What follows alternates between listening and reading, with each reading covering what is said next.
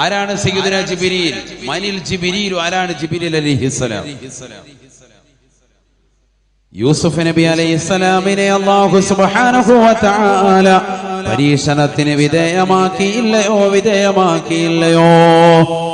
തന്റെ സഹോദരങ്ങൾ അദ്ദേഹത്തെ പൊട്ടക്കിണറ്റിലേക്ക് കൊണ്ടുപോയി തള്ളിയിടാൻ തീരുമാനം കൈക്കൊള്ളുകയാണ്. യൂസുഫ് നബി അലൈഹി സ്വലാത്തു വസ്സലാമിനെ അല്ലാഹു സൗന്ദര്യമുള്ളവനാക്കി, വിവരമുള്ളവനാക്കി, അറിവുള്ളവനാക്കി.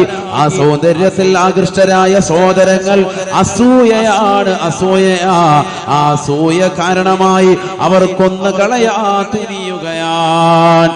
യാക്കൂബ് നബി അലൈഹിസ്സലാമിന്റെ പ്രിയപ്പെട്ട മകനല്ലയോ സയ്യിദുനാ യൂസുഫ് നബി അലൈഹിസ്സലാം?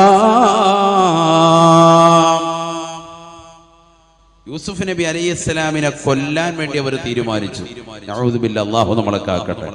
സ്വന്തം സഹോദരനെ അറുകൊല നടത്താൻ. നമുക്കറിയാം ആ ചരിത്രം വിശാലമാണ്.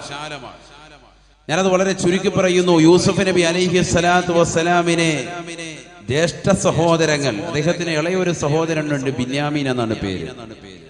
ബാക്കിയുള്ള അദ്ദേഹത്തിന്റെ 10 സഹോദരങ്ങളുണ്ട്, ജ്യേഷ്ഠ സഹോദരങ്ങൾ. അവർ വന്നുകൊണ്ട് ഉപ്പയാകുന്ന യാക്കൂബ് നബി അലൈഹിസ്സലാമിനോട് ആവശ്യപ്പെട്ടു, അല്ലയോ പ്രിയപ്പെട്ട ഉപ്പ, ഞങ്ങൾ കച്ചവടത്തിന് പോകുമ്പോൾ ഞങ്ങൾ ഇവനെ കൂടെ കൊണ്ടുപോവുകയാണ്.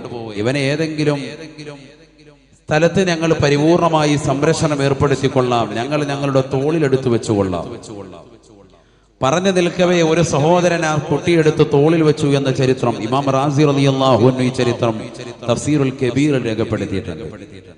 തോളിലെടുത്ത് വെച്ചു കൊണ്ടുപോവുകയാണ്.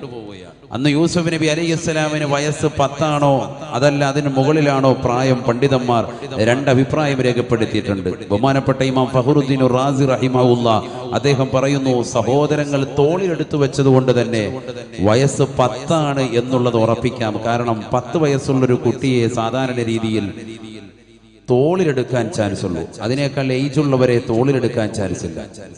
10 ആണോ 18 ആണോ 2 അഭിപ്രായമാണ് പണ്ഡിതന്മാർക്കിടയിൽ. പ്രവാചകനുണ്ട്, നിനക്ക് ശേഷം കടന്നു വരുന്ന ഒരു പ്രവാചകൻ യൂസുഫാണ് എന്ന് അല്ലാഹു സുബ്ഹാനഹു വ തആല യാക്കൂബ് നബിക്ക് അറിയിപ്പ് നൽകിയിട്ടുണ്ട്. അതുകൊണ്ട് തന്നെ യൂസുഫിൽ ഒരു കരുതൽ വാപ്പയ്ക്കുണ്ടായിരുന്നു, വലിയൊരു പ്രിയമുണ്ടായിരുന്നു. യൂസുഫ് എന്ന് പറയുന്ന കൊച്ചുമോനെ, 10 വയസ്സുള്ള പ്രിയപ്പെട്ട പൊന്നുമോനെ സഹോദരങ്ങൾ തോളിലെടുത്ത് വെച്ച് കൊണ്ടുപോകുന്ന കാഴ്ച വാപ്പ ഇങ്ങനെ വീട്ടിൽ നിന്നുകൊണ്ട് കാണുകയാണ്. ആ പോക്ക് പിന്നീട് തിരിച്ചു വന്നത് 40 കൊല്ലങ്ങൾക്ക് ശേഷമാണ് എന്ന് പരിശുദ്ധ ഖുർആൻ. വലിയ